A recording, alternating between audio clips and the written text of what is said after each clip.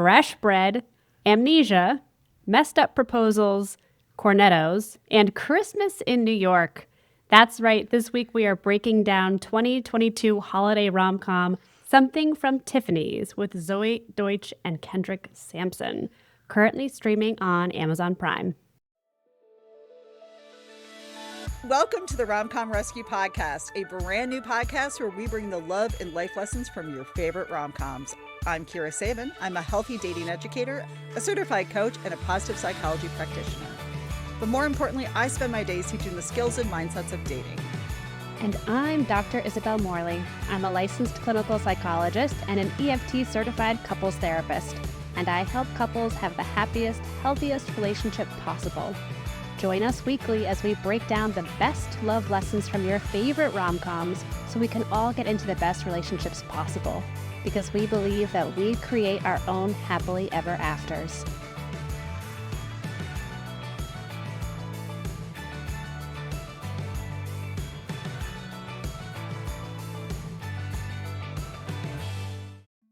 All right, guys, welcome back. Welcome to the RomCom Rescue Holiday Extravaganza. Grab your cocoa or your eggnog. I'm a very big eggnog fan. Eggnog. And your coziest blanket because we're diving headfirst into holiday movie season. Each week from now through New Year's, we're going to be breaking down the newest and a couple older holiday rom-coms, the love lessons, the red flags, the chemistry, the chaos, and everything in between. It's festive, it's funny, it's full of questionable plot lines, and even better conversations. Let the holiday rom-com chaos begin. Yay! Hey, everybody, we're so excited to be here, and we have a little switch. Occasionally, because we're doing new movies, we watch a new movie and there's just not enough for us to talk about. It's just not enough meat for us to really do. So we made a pivot, but I'm really glad we did. Did you watch the beginning of our original? I did not. Okay. I trusted you completely. We pivoted because I began watching it and said, I can't do this. There's not material here for us to discuss. So here we are with an older movie. Yes, sometimes the holiday magic is a little too magical to make sense. And man, I love when we get to talk about like real relationship stuff. Mm-hmm. And so I remember watching this a couple of years ago for fun, which now seems weird because I've watched virtually every rom-com, right, when it's coming up. But I watched it for fun and I just really liked it. And we know that I'm a big Zoe Deutsch fan. And I think Kendrick Sampson was just adorable in this. Yeah. So I sent this over to Izzy and I think I love it more than you do. I think so. And that's okay. But I am going to be maybe a little rom-com magic blind because there's a couple times where I'm like, I know that that's not as healthy as it should be. And I don't care. And I don't care because I just like them and the storyline and the characters and everything so much. And I mean, there's so many baked goods. How can somebody not love this? There were so many baked goods. They ate so many carbs, and it was lovely. Honestly, that's the best part of winter is you feel like I have to stay warm. I literally have to be eating more bread, Cornettos, croissant, whatever it takes. And so I supported that. Yeah, so last week we had croissant. And this week we have Cornettos, right? So we're in the baking holiday rom-com season, but you know. And Kira, I want you to notice that I wore to have two mixed up packages. I wore my special headband to indicate the theme of the movie. I put thought into it. Yeah. I put no thought into it. I literally said to Danny, could you grab me one of the headbands that you like the best? He handed this to me and I put it on and then came over and recorded. It looks lovely on you. Let's talk about Something from Tiffany's. What did we think? Did you love it? Did you not? What did you think? Talk to me. So this was my first time watching it. So I went in with no expectations. I liked it. This movie made me like Zoe Deutsch because I did not like her and Set It Up because the whole thing just didn't work for me, as we know. I liked how this movie felt realer than a lot of holiday rom-coms, and there was nuance. For sure. I liked how nobody was like purely good or purely bad. So many holiday Yes. rom-coms have just like the evil partner who's like killing puppies in their free time. And you're like, why are they with them? This had interesting nuance and complex characters. I didn't fall in love with it, though, I will say. I don't know why I did, and you and I talk about this, but I'm a little rom-com magic blind on this one. Yeah.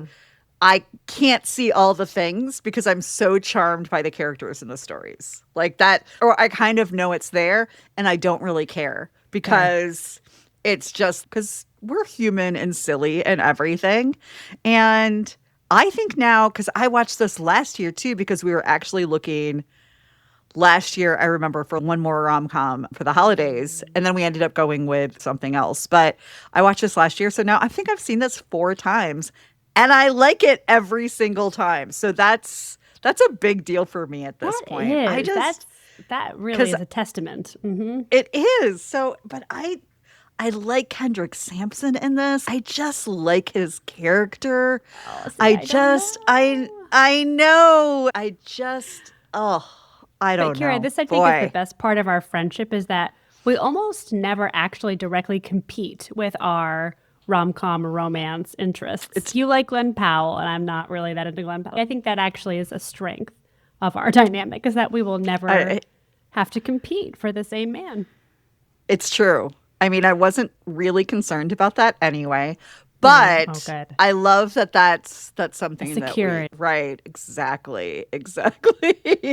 I will also say the whole people singing, and they're singing I Only Have Eyes for You, which is like one of my favorite doo-wop songs. Like this just had a level of magic that speaks to me where so many rom-coms now lean so heavy into it's the holidays, so we're just going to make it chaotic and hope for the best. Yeah. Like this kind of it charmed me. It charmed me. That's all I can say. But I actually have a question for you today. Because I don't think you have any questions for me because you're like the last couple of weeks you're like, where are my questions? So I have a great question. So we meet Rachel's boyfriend Gary, and we'll have a lot to say about Gary, but she is dating somebody, and he is chronically late, and not 5 minutes late, but hours late. Mm-hmm, mm-hmm. Could you date somebody or be in a relationship with somebody who is chronically late like that? Ooh. In my 20s, yes. Sure. But no. I mean, absolutely not. I can do 5, I can do 15 minutes, I can do 20 minutes sometimes. But a chronically late person is just disrespecting your time. You're just wasting your time waiting for them, or then you're parenting them by telling them the wrong time to arrive so they actually make it there on. And it's just, I mean, as you get older, your life has less room for error. Like, I don't have an hour to wait for someone. That's the time I have to spend with someone. So, no. And I can't imagine that you would date someone like this either. This is literally a pet peeve of mine. It's like we can talk about the trauma from my dad constantly being late as a child. We don't need to go into that, but I just could not be with somebody who would disrespect my time on a regular basis. And I had a friend who was just this person, and she was always 20, 30 minutes or more late. Yeah. And we're not friends anymore, by the way. But like, I was even at her birthday entertaining her guests because she hadn't even shown up yet. And I just remember in the moment going, what the fuck is happening here? This doesn't feel okay. This doesn't. So for me, like, there might be people who are easy and go with the flow in a lot of ways and are like, I don't care. I care. No, listen, like, everyone listening knows this to be true. Once you have kids, it is no longer an option to be chronically late to that degree. You can't do it. Your life cannot function. Kids can't be late to school every day. Kids change the equation for sure. And we don't need to go into it, but when somebody is late, you know, I mean, things happen, right? Like traffic, but that's not what we're talking about. Yeah. We're talking when somebody is kind of choosing their own timeline on a regular basis with very little respect to the person that they're spending time with or that they're meeting, on their schedule, on their priorities, and I just like, when she just kind of laughed it off because she's 20 something, like you said, and they have very little responsibilities. Mm-hmm. So although if I'm understanding this right, she is like running a multi-bakery empire in her late 20s, which, listen, with a lot of free time. She seems to have a with lot a of free time. lot of free time, because if you're running a bakery, you're up at 3 a.m. Yeah. Right? 2 a.m. even. So you'd be in bed. Like, you wouldn't be walking around casually till midnight. Hands making 2 loaves at a time. Right? Like, you would not be doing that because you would be up with bakery hours.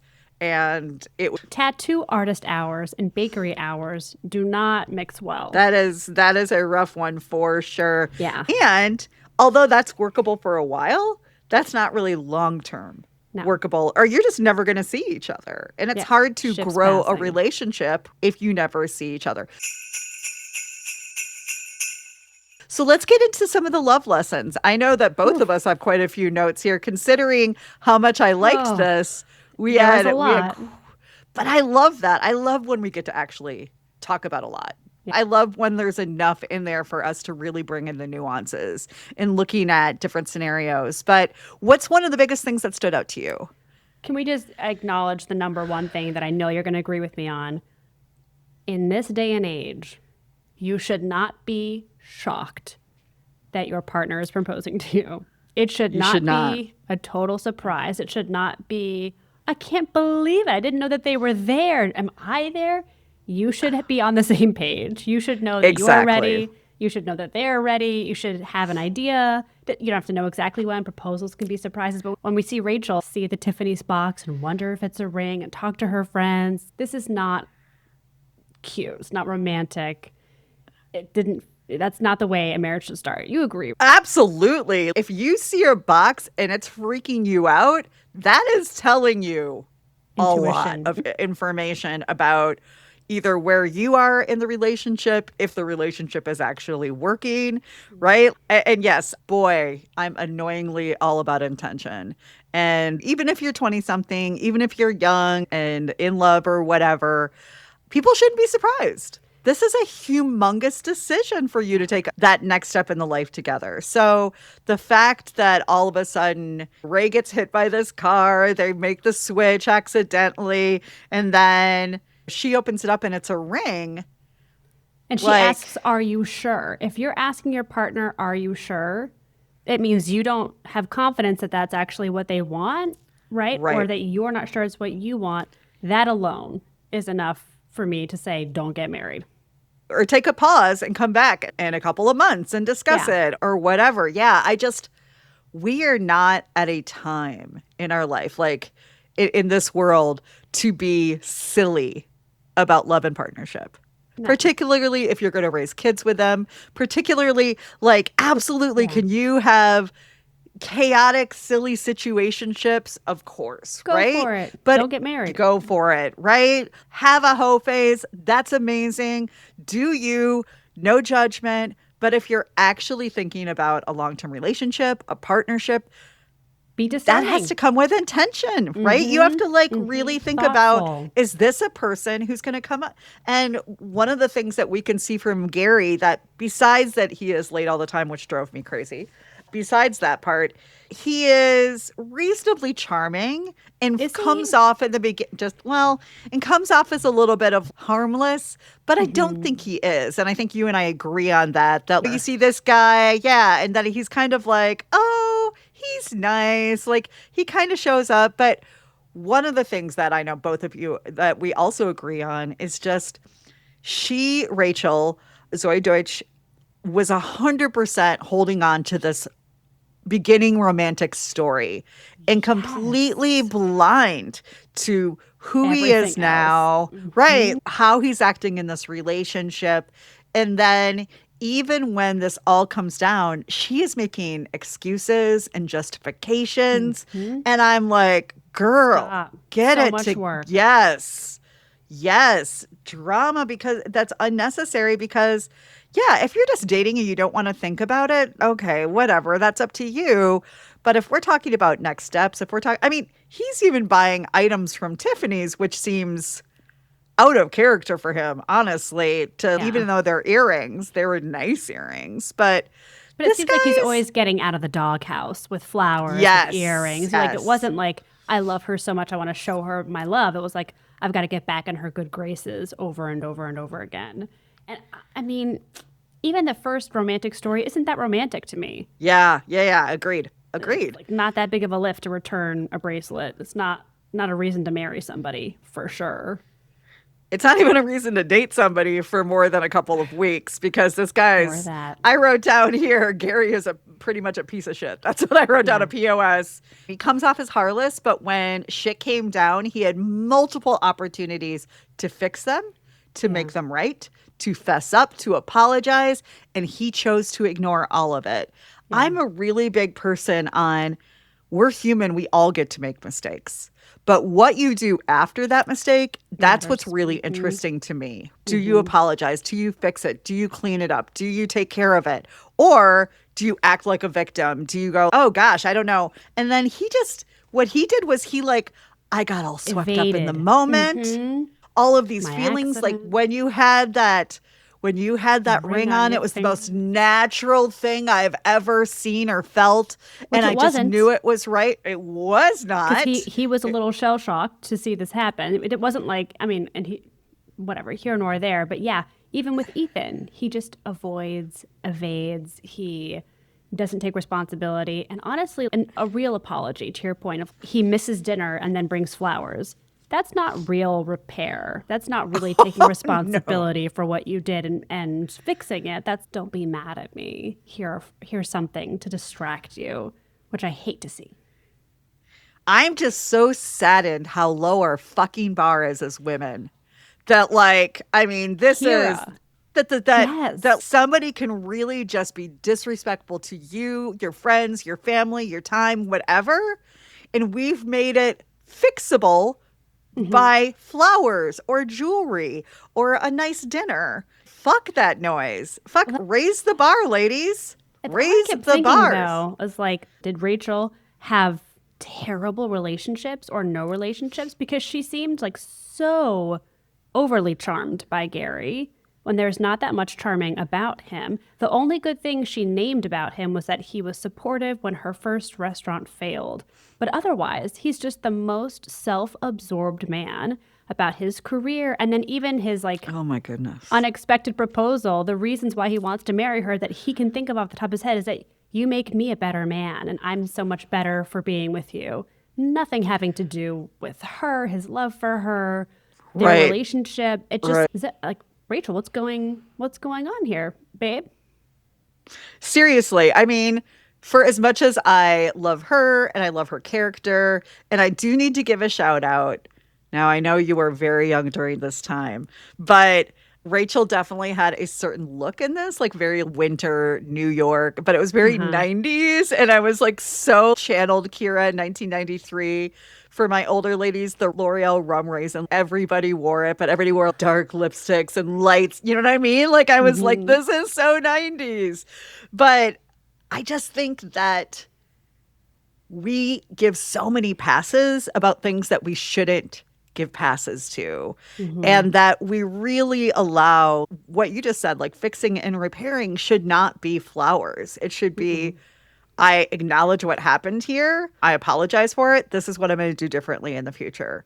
And then we notice, is anything different? Right, exactly. And boy, we've made women pretty silly and stupid, considering we are not silly nor stupid and creating human race. So just that. A little Monday morning fire going on here. What else for love lessons? Yeah, this is going to be hard for you. While we're on the topic, I'm girding the loins. Isn't that what it's called? Prepping myself. Yes, for what you're going to say. Go ahead. I didn't love Ethan. I didn't think he was great. I think his proposal was not that intentional. It was well, I guess I'll do this to make a family for my daughter. Didn't seem to actually love Vanessa all that much. No. Wasn't honest with Vanessa about writing the new book, wanting to live in New York, what happened with the ring. I just felt like he was sort of floating around space, using his daughter as a female peer to bounce romantic decisions off of. And I don't know. I mean, again, you're not wrong. Right? You're not wrong. So you're cute, not wrong. adorable, And that just, but for as much as I just told women to raise the bar, Kira raised the bar, right? Like that, I'm pretty charmed by just a seemingly kind, like very writer. Yeah, exactly. But that ultimately, you're right. Like his daughter was more emotionally involved than he was, and that he was just kind of floating around. You know what I mean? Like hoping it all just worked out, and that's not the way that you, number one, go into relationships, particularly when you're a single dad and a grieving, widower, and then also have a daughter who, you wrote actually that they both picked like selfish partners. So both Vanessa and Gary were just really like distracted and doing their own thing. But there was this kind of feeling that Ethan had chosen Vanessa because he wanted Daisy to have a mother. And I was like, but do you? Not the reason. Because Vanessa seemed checked out, distracted, like she's nice to Daisy. But she had no interest in mothering or parenting. There's nothing like warm and welcoming to her. No. We have to think about, is this the role model you want for your daughter? Yeah. Because I would rather the two of them be together, you know what I mean? And than bring in somebody just to bring in somebody because you're worried and you're grieving. Yeah. And even, I mean, so the like whole, he wants to live in New York, so does Daisy. Vanessa wants to live in LA. Will clearly not move back to New York. That was not on the table for her. And I was like, how did he think this was going to get resolved? Was he going to let the relationship end after they were married because she'd refused to move back to New York? Or was he going to disappoint himself and his daughter to be in LA for the sake of being with Vanessa? It was just like, you're not thinking about this, man. You're just like bopping around, affecting people's lives. And this happens a lot where we meet somebody, we're attracted to them, feelings kind of build. But if we don't start having the real conversations of what is this going to look like? Obviously, choosing just a partner versus choosing not only a partner, but a parent for your daughter, it has to be more thoughtful than this whole thing. Like he didn't tell her about the book. That was very interesting to me about what he felt comfortable sharing in the relationship and how good that relationship actually was. So why would you be proposing on Christmas, which is cheesy, why would you and in front of your daughter, which feels a little... Daisy was too involved. Like, I really liked Daisy, but I felt like he did not have good boundaries. She may be the best character in this, let's be honest. Yeah. But really, particularly since, once again, it's a surprise. Vanessa did not know. They had not been discussing it. They had not discussed, like, and if we get engaged, this is what our future will look like, and this is where we'll move, and da-da-da-da-da-da. And Kira, you're so right. What if she was like, no, and Daisy was crushed or something? Yeah, because honestly, a 10-year-old kid can't really separate yet of, is this about me? That should have been done separately and then brought to Daisy, or when they've both discussed it and it's more just like the surprise of when or where, not if and how. But Kira, that's it though. It should have been Vanessa and Ethan on the same page, knowing what's happening, and then surprising Daisy with, if he had a sense that she'd be happy by this news or whatever. Like, it just, all of the dynamics were off. Like, people who should have been in charge of things weren't in charge of things, and people should have been the adults, and they just weren't. And it wasn't Daisy's job to fix her dad or help them or or fix this like whole wedding ring ridiculous situation. And I realize that's a little bit of the rom-com magic of having a fierce and fantastic daughter who comes in. And I will say, as we're moving on here to quotes and stuff, for better or for worse, but that I did love that there was a point that Daisy even said to her dad when he was kind of justifying that, well, Vanessa might be upset. She's like, but what about you? What about your feelings? And I was like, that's right, Daisy.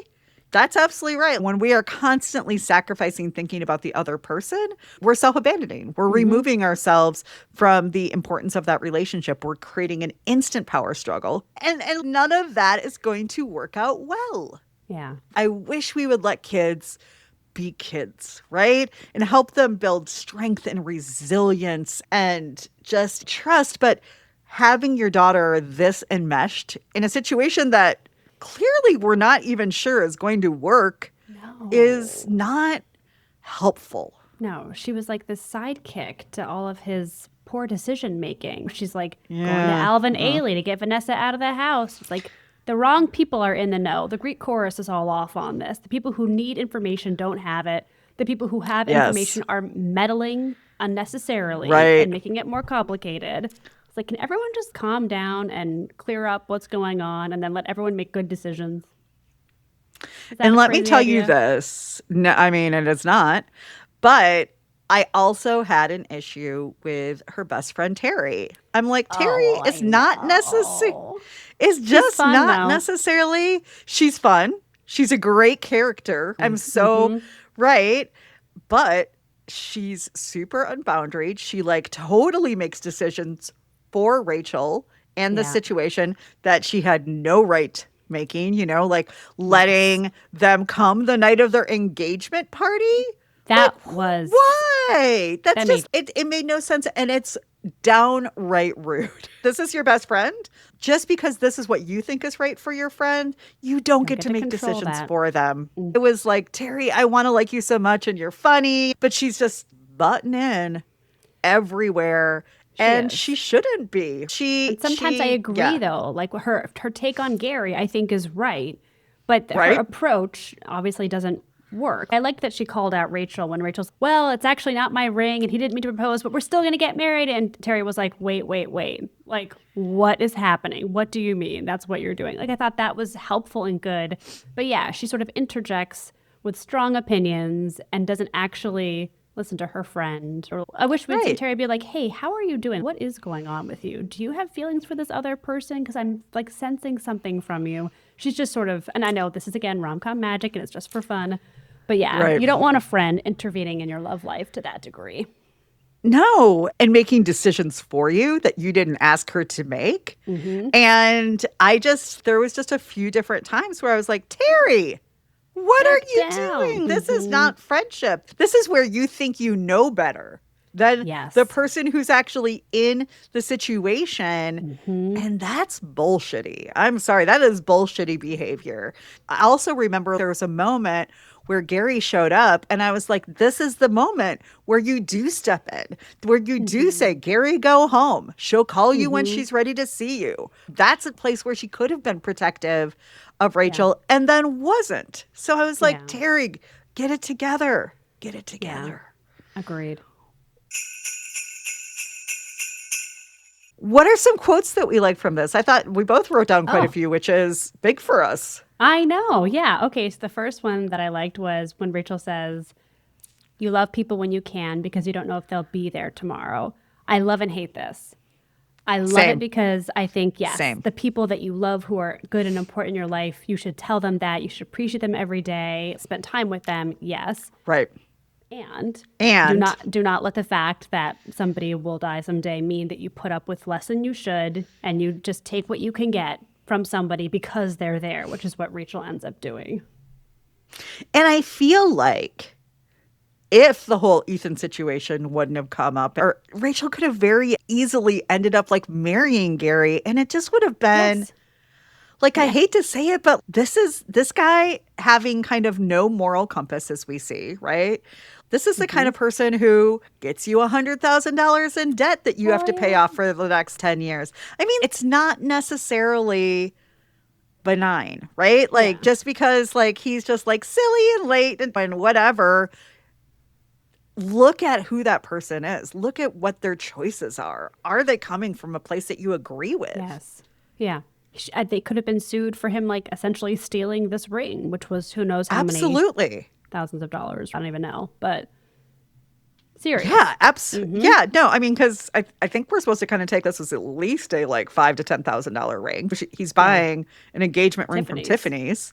I can't imagine that it's cheap, but so exactly when they're wait, you wrote this down, which is, did he rob a bank? Yeah. Like, where did this guy? She's kind of like, how did this happen? Oregon. Like, it didn't add up, right? Reality like, check. Like, how does Gary have this beautiful ring from like one of the most famous jewelers in the world when he is a little bit of a deadbeat. You know what I Yeah. mean? Kind of And just, even though like he was saving up for his own studio, but I guess he was saving up for the ring instead. I mean, I'd be like, wait a minute. Have I been like supporting you, saving money to open your own studio for your career, for this like agreement we've made? And then you kind of lied and spent it on a ring that I didn't know was right. coming my way. Like even that doesn't feel Or that maybe good. you don't even want. Like when Yeah. Danny and I decided to get engaged, that was something we spent very little money on because I didn't care about it. We wanted rings that felt comfortable on our hands that we would want. We both just got bands because I also think that getting somebody a really, really expensive ring without them being part of that conversation is just silly. It's just It's your unhelpful because you're going to be your shared creating money. debt. Yes. Right, exactly. Oh That's the funny gosh. part. Okay, what else did you love quote wise? At one point, because I did a minor rewatch this morning, so at one point we see Rachel say to Terry, she's trying to justify Gary's behavior. And she's not every relationship is that simple. And I'm gonna call bullshit. Because I even at the time that it was happening when Facebook had the whole it's complicated, I'm like, guys, it's really not. Either somebody's choosing to be with you, you're moving it forward, you're deciding to choose each other, or you're not. And that's okay. But if you're in a relationship, you should know you're in a relationship. Both people should be on the same page about it.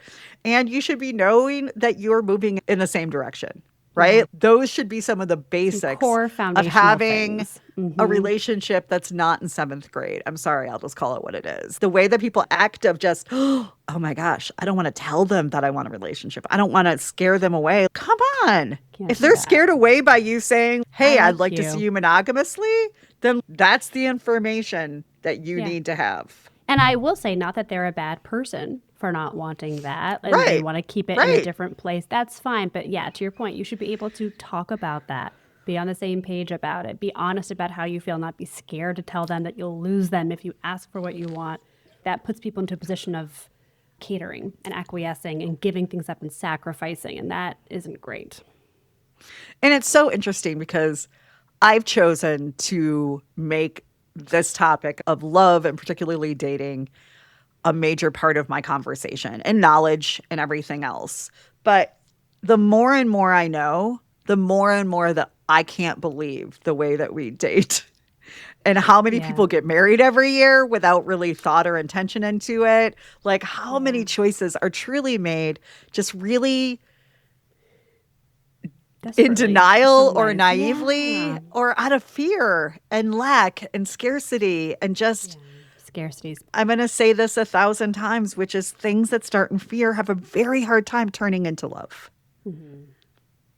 That's a little Love that. Kiraism for Beautiful, you. Kira. For Thank you. Do you have another quote for us? Oh, I'll cite one more, which is Rachel says, the risk of love is loss. And I think that is what people have to know going into dating and relationships is that there's no guarantee. You stay with somebody, they stay with you. Like you have to go in knowing there's a huge chance it won't work out and you still have to go into the fire anyway. Put yourself out there and date, be with people, and that loss doesn't mean failure, I would add. It doesn't. Yeah, absolutely. Absolutely. That is a really a good quote because we don't know. And you can have a beautiful marriage and unfortunately somebody could die in a car accident or get brain damage. I mean, things happen. Things truly happen. So now if these were our clients, Oh, Kira. what would we work with? What would we say? And I said, first thing I would work on is Rachel's boundaries because she is trusting to a fault and kind of just letting, once again, maybe it's interesting. I wonder if her and Ethan would actually work because they're both so easygoing and almost self-abandoning that like they're playing the same role on some level. Yeah. Do you know what I mean? That sometimes it's really hard to connect when that happens. I think we want to believe that there would be a deep connection just because we like the characters and we feel like there's an attraction, or at least I do. But who's But taking like, the lead here? Yeah, it does feel and like, she just is like letting her relationship happen to her without really making choices or acknowledging her choices in her role and stuff. She's just, oh, Gary. And I'm like, Okay, but you also seem to own a couple of bakeries here. Are you really going to create Mhm. a legal partnership with this dude? Right. Really? Seriously. Truly, though. I Yeah. mean, I would also say I feel like the loss of her mom was obviously Yeah. Yeah. hugely Yeah. significant for her, but I think it is influencing her decision making more than it should. What, like she sort of says, I'll put up with a lot from Gary because he's alive and he's here and I want to appreciate when people are here kind of mentality. And that's more scarcity too, of you don't know when people will leave. And I think she needs to sort of disentangle what loss means for what you have in the present moment. Does that make Yeah, I sense? agree. Yeah, absolutely. But I just think that Ethan also just needs help navigating as a single dad and widow. It didn't actually make sense to me on some level, besides Shay Mitchell, is that her name? I mean, besides her being stunningly beautiful, right? Like, Yeah. because she is. Besides that, I'm like, this whole relationship doesn't even track. Like, they don't No. seem to be connected whatsoever. She's kind of doing her own thing. And I will say, that is, and you pointed this out, and I love it too, which is she's a likable character. She's fine. She's living her own life. And Yeah. really, the things that she reacts to were totally fair. Like, why aren't you sharing this stuff with me?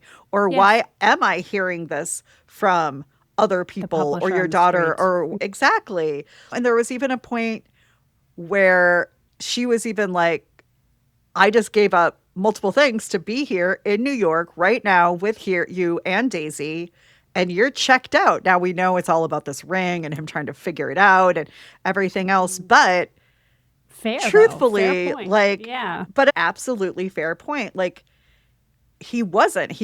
They were both really checked out of that Mhm. relationship. So the idea that they were going to get married and she was going to become the new mom to his daughter is just Doesn't track. insane in the membrane to me, like a little nutso in the butso. So Yeah. that's what we would be working on. And just that I think both of them need some radical honesty and acceptance with themselves about where they're at, the choices they're making, and what's working and what's not. So will Will they they make it? make it? Kira, why don't you read what you wrote? After all that we've talked about today, why don't you read the answer that I see right before me? And by the way, I stick to it. You're standing by this. Okay. Yes, I believe yes. I don't care if this is ridiculous.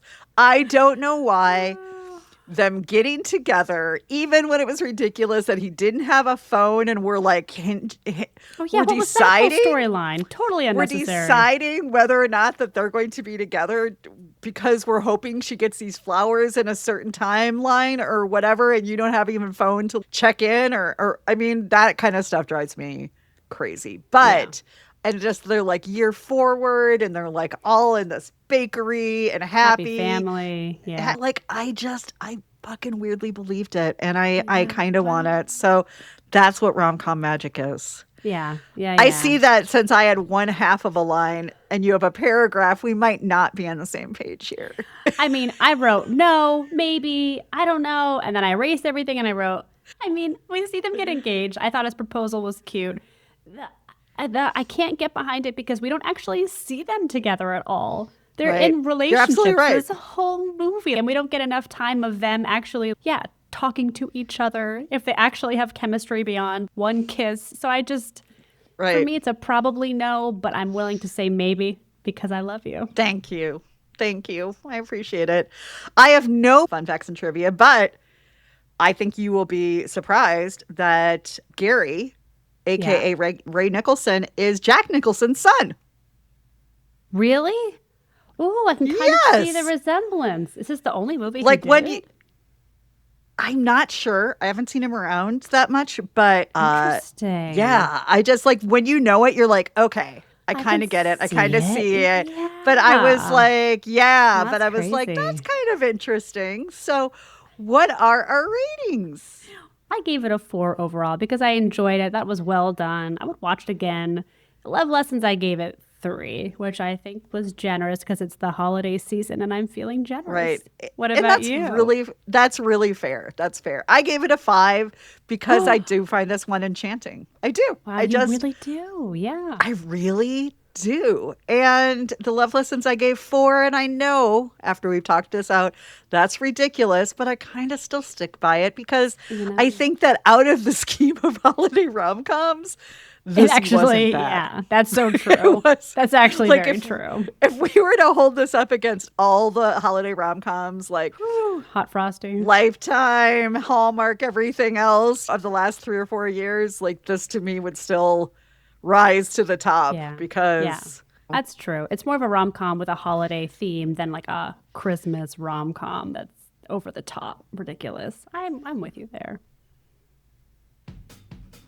All right, guys, that's a wrap on this episode of RomCom Rescue. We have laughed, we have analyzed, and we have uncovered the real-life love lessons behind the romance. Now it's your turn. Tell us what you think. Was this rom-com relationship goals or a total disaster? Vote in our Instagram polls and DM us your hot takes. Next week, we will be breaking down Happiest Season, and you can watch it right now on Hulu. Make sure to follow, subscribe, and leave a review if you love what we do. It helps us bring more rom-com magic and real talk your way. Because at the end of the day,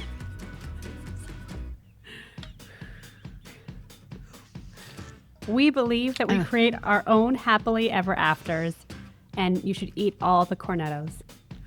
100%.